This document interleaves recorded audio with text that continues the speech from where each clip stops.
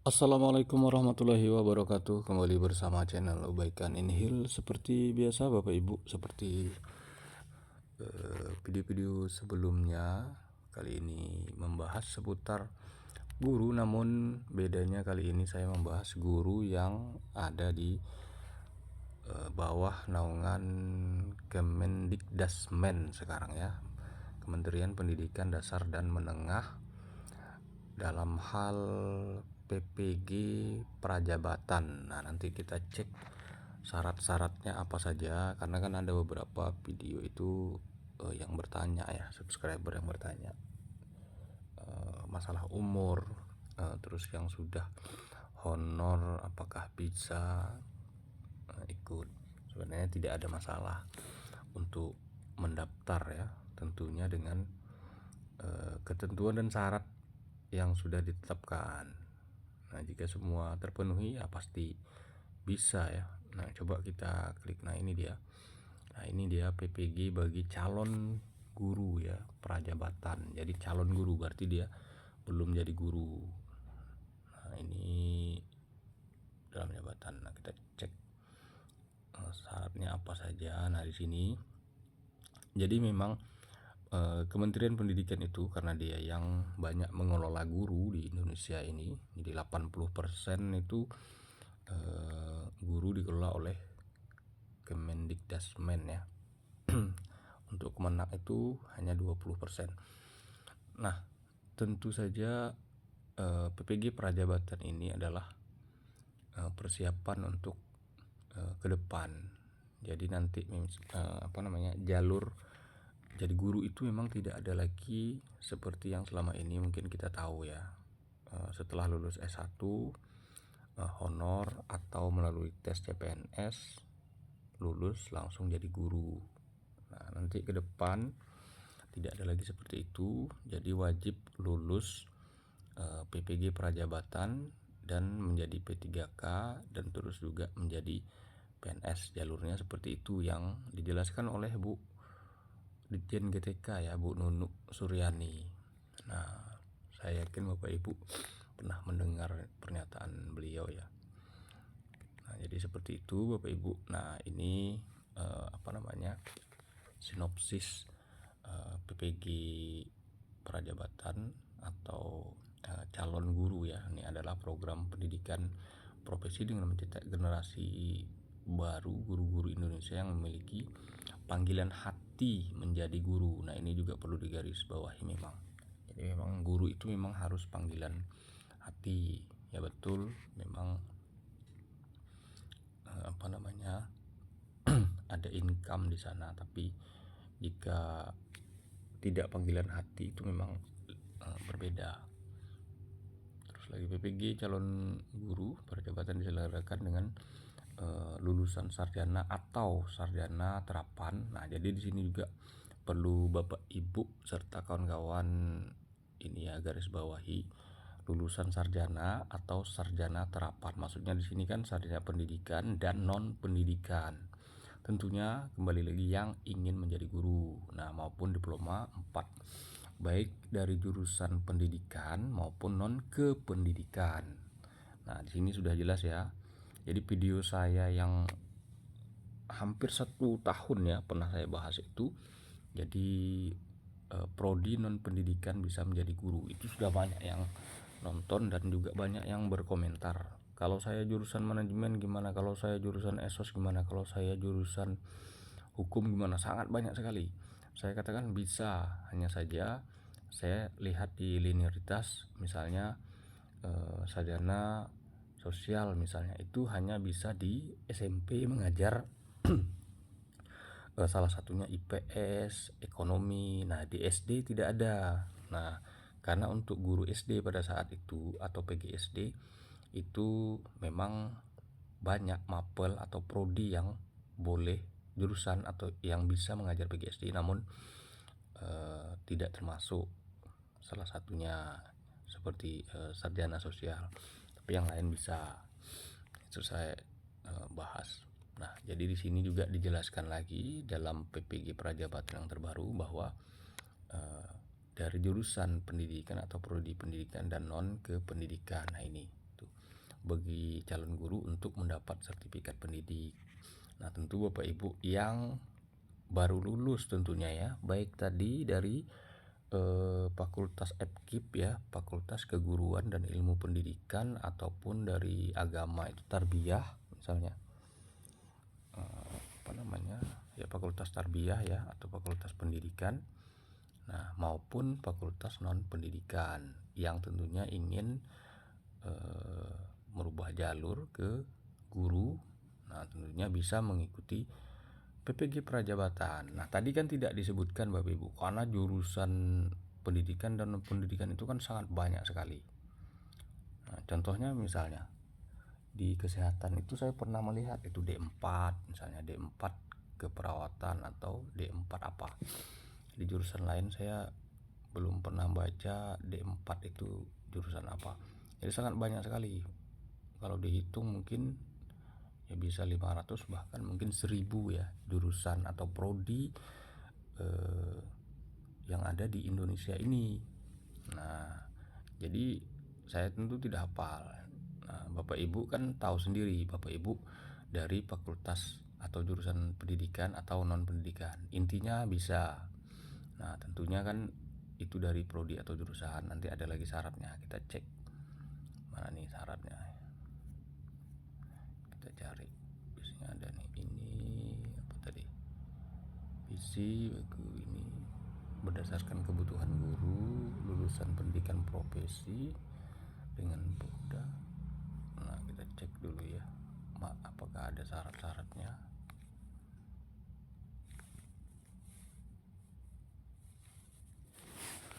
Oke, nah ini dia syarat-syarat dan ketentuan yang mau mendaftar di PPG Prajabatan ya, yang ada di Kementerian Pendidikan.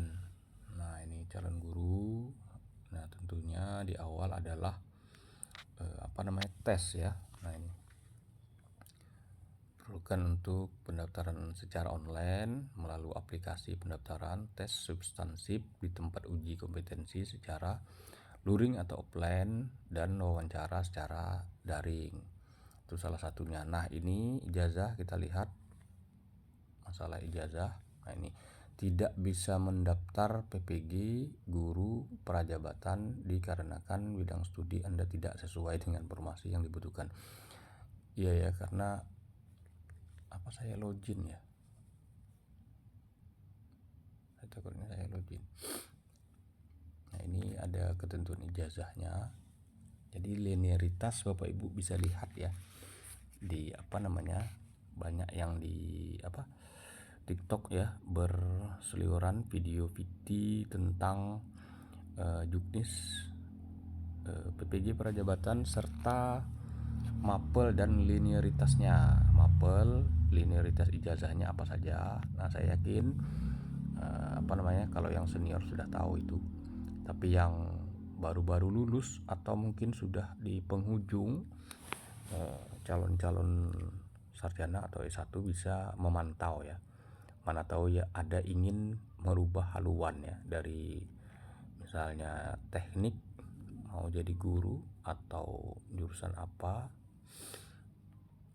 Biasanya dari ekonomi umum, biasanya banyak yang jadi guru ekonomi, guru akuntansi, guru IPS ya.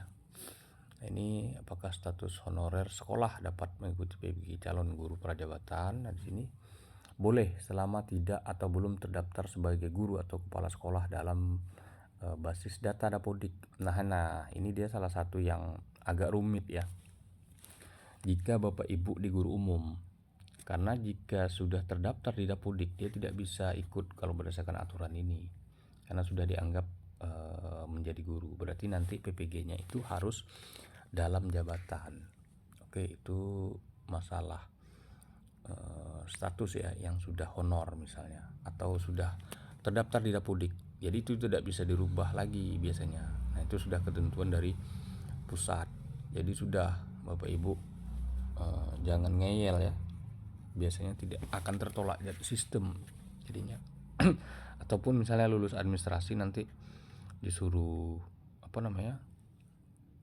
mengundurkan diri karena kan di kemudian hari ditemukan sudah menjadi guru, bahkan sakit. Apakah guru sekolah non formal seperti kelompok bermain seperti TK ya, pendidikan anak, satuan PAUD sejenis, bisa kita cek. Boleh selama tidak atau belum terdaftar sebagai guru atau kepala sekolah dalam basis data Dapodik, bisa. Intinya di sini karena bunyinya calon guru atau prajabatan, jadi memang yang belum terdeteksi menjadi guru ya Bapak Ibu serta kawan-kawan. Nah, jadi ini memang terkhusus guru-guru pemula, calon-calon sarjana, baik itu non pendidikan maupun tentunya dari pendidikan. Oke, ini apakah guru dengan status CASN apakah diperkenankan untuk mendaftar PPG? Ya nggak bisa ya. Setahu saya tidak bisa karena CASN sudah dalam proses pengangkatan menjadi ASN. Berarti dia sudah ini dalam jabatan nanti. Karena kan dia sudah menjadi pegawai ya. Walaupun misalnya belum menjadi guru. Nah, itu memang statusnya berbeda.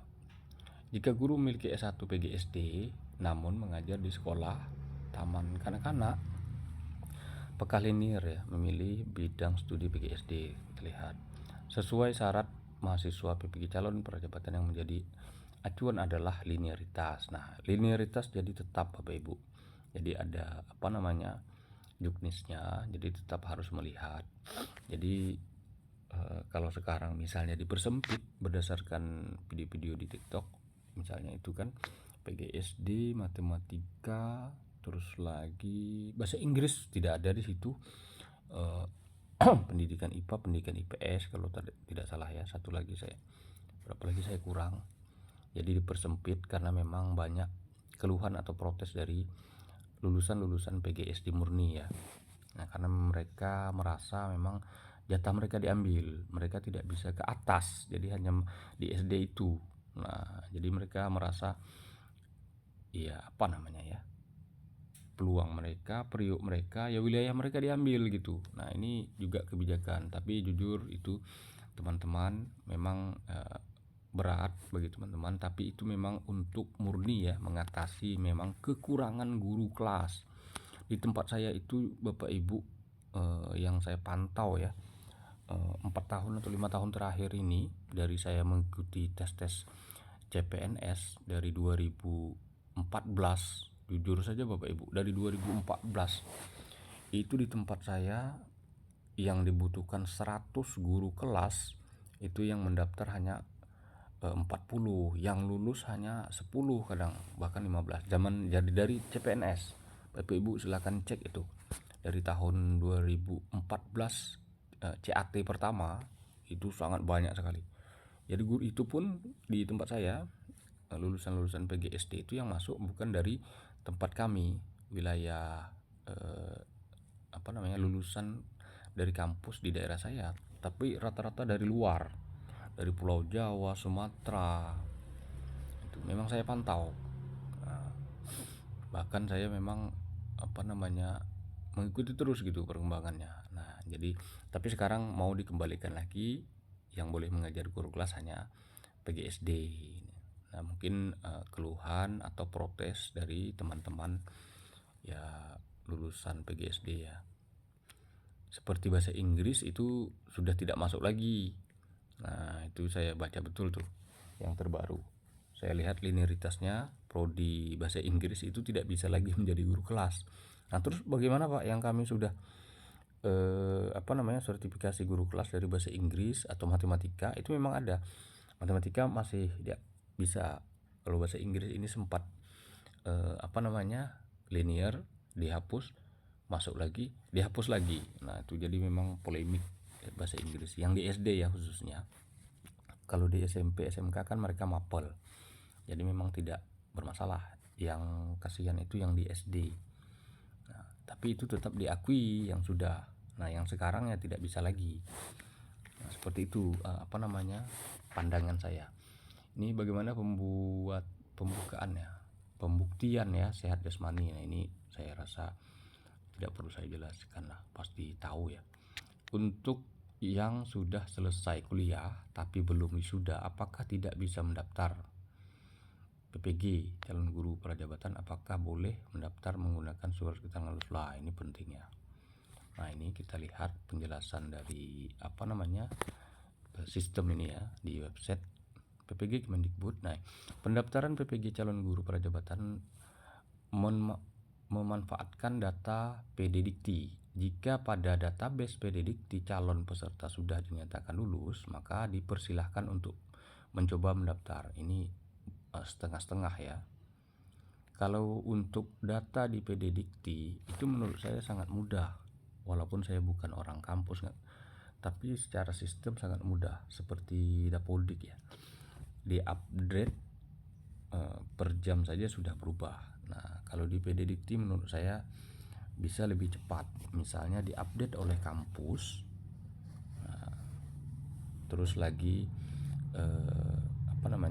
maintain website PDDikti itu, insya Allah sudah berubah statusnya. Biasanya maintain ini atau update otomatis itu tidak lama ya, kecuali maintain penambahan aplikasi dan seterusnya mungkin bisa lebih lama. Tapi kalau hanya untuk update, misalnya yang dari kampus atau mungkin ya operator kampus itu memiliki akses login khusus ya ke akun Dikti untuk mengupload data terbaru. Karena kan setiap kampus seluruh Indonesia itu tentu setiap bulan pasti ada yang wisuda tentunya ya. Nah, atau pasti ada yang yudisium. Nah, ini kan pertanyaannya itu. Nah, yang baru lulus itu yang sudah belum wisuda, dia sudah selesai. Maksudnya ini sudah yudisium intinya. Kan ada keterangan tuh, keterangan lulus kuliah ya. Apa sih namanya? Biasanya lupa saya. Ya surat keterangan lulus ya. Keterangan lulus SKL ya, surat keterangan lulus. Itu kan benar bahwa kita memang sudah lulus. Apakah itu yudisium S1 ataupun juga yudisium PPG. Zaman saya itu ada SKL-nya, surat keterangan lulus, walaupun sebenarnya tidak berfungsi. Nah, tapi itu kan ada, diperlukan, walaupun memang tidak darurat sih. Misalnya saya memakai gelar, nah itu jangan tidak penting Bapak Ibu, karena itu pidana jika kita memakai gelar sedangkan kita tidak memiliki, itu tidak boleh. Di sini sempat kasus waktu itu dia memakai gelar S2 atau MPD padahal dia tidak kuliah S2 atau memang tidak memiliki S2 itu. Nah, itu jadi masalah karena tokoh sih. Dunia pendidikan juga seperti itu pastinya, karena kan sudah masuk ke pidana itu ya, gelar palsu jadinya. Nah, jadi SKL itu tentu penting. Ketika kita menggunakan gelar GR misalnya, diprotes nanti ada orang yang tidak senang mungkin dengan kita. Nah, kita bisa tunjukkan SKL itu bahwa kita sudah lulus. Nah, mungkin itu yang salah satu fungsi yang bermanfaat di SKL itu ya. Nah, tapi kalau di sini PDDikti, nah ini pernah diterapkan di CPNS tahun 2018 kalau tidak salah ya. Wajib men-screenshot data yang ada di PDDikti, print out, nanti diperlihatkan oleh ke panitia CPNS zaman itu ketika mau ujian. Ya kalau tidak salah pada mau ujian atau saat mendaftar ya, saat mendaftar pertama ya. Nah, saya yakin Bapak Ibu yang ikut ingat itu. Saya ingat sekali. Mungkin itu saja Bapak Ibu serta kawan-kawan untuk informasi PPG Prajabatan yang ada di Kementerian Pendidikan ya, atau guru umum ya, selain guru PAI. Demikian Bapak Ibu, waktu lebih dan kurang saya mohon maaf. Saya akhiri. Wassalamualaikum warahmatullahi wabarakatuh. Jangan lupa subscribe, like, and share. Berikan komentar tentunya.